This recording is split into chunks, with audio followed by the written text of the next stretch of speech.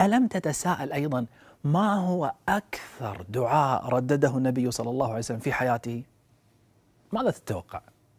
والله لن تصدق، إنه سؤال الله الثبات على الهداية.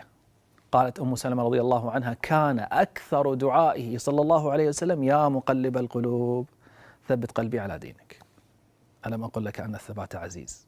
لقد علم النبي صلى الله عليه وسلم ذلك، لهذا لم يكثر من هذا الدعاء عبثا، نعم أكثر لسبب، لدرجة أن أم المؤمنين عائشة رضي الله عنها مرة من المرات قالت: يا رسول الله، إنك تكثر أن تدعو بهذا الدعاء، يا مقلب القلوب ثبت قلبي على دينك. فقال صلى الله عليه وسلم: إن قلب الآدمي بين إصبعين من أصابع الله عز وجل، فإذا شاء أزاغه وإذا شاء أقامه.